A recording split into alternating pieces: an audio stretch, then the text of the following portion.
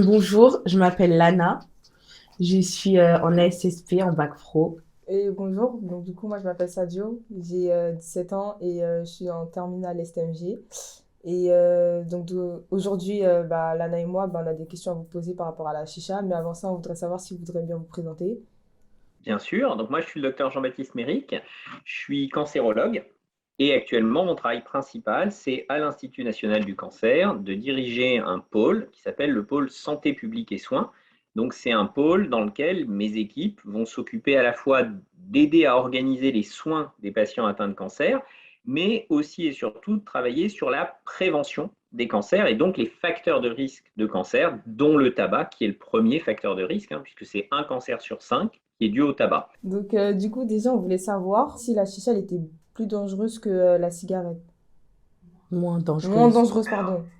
La rumeur, c'est de dire la chicha, c'est un truc pour s'amuser, ça a du goût, il y a de l'eau, etc. C'est pas comme la cigarette.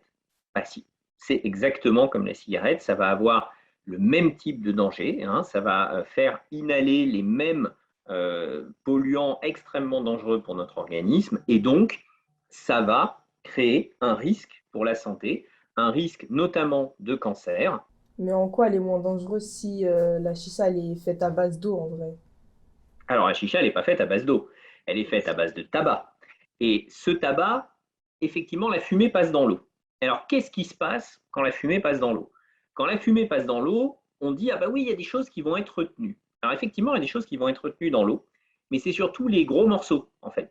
Les petits morceaux de polluants, les petits morceaux de goudron, les petits morceaux de métal, les petits morceaux d'arsenic, les petits morceaux de benzène, les petits morceaux, vous voyez, toutes ces molécules extrêmement toxiques, eux, ils vont être là. Et plus ils sont petits, et plus ils vont bien au fond de nos poumons quand on inhale. Donc en fait, l'eau, c'est un piège. Ça ne va rien dépolluer du tout, malheureusement. On va même parfois aspirer plus de certains polluants avec la chicha qu'avec la cigarette. Par exemple, dans la cigarette, les fabricants, ils n'ont pas le droit de mettre plus d'une certaine proportion de goudron.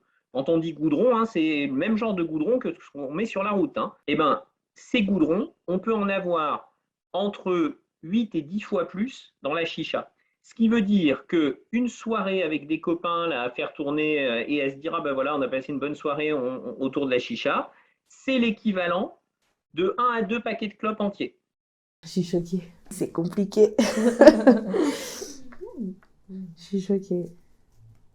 Et alors vous avez essayé ou pas? Oui, malheureusement du coup.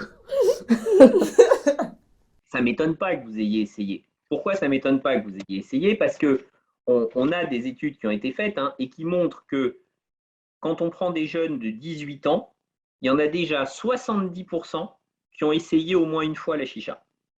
C'est plus dans certaines études que ceux qui ont essayé la cigarette. Arrêt total et définitif du tabac pour vous, pour les gens autour de vous. C'est comme ça que vous pouvez leur faire du bien. D'accord. D'accord. On est pas dans tout On ça. retient. Alors moi, j'avais une question parce que vous travaillez sur les fake news. Et dans tout ce que je vous ai raconté, comment vous allez faire pour être sûr que là-dedans, il n'y a pas de fake news? Bah, vous êtes un cancérologue. Alors, est-ce que ça suffit, ça?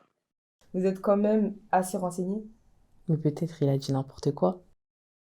Quand on travaille à l'Institut national du cancer, oui, on peut espérer quand même que ce que je dis et qui engage l'ensemble de cet institut, ça soit quand même vérifié, ça soit vrai.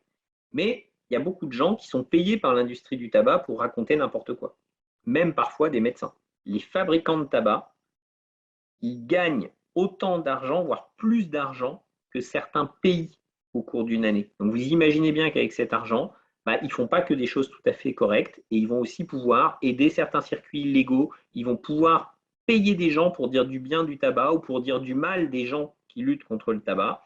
Donc effectivement, c'est un très bon sujet que vous avez choisi parce que on peut trouver vraiment, vraiment beaucoup de rumeurs et de fausses nouvelles sur le tabac en général.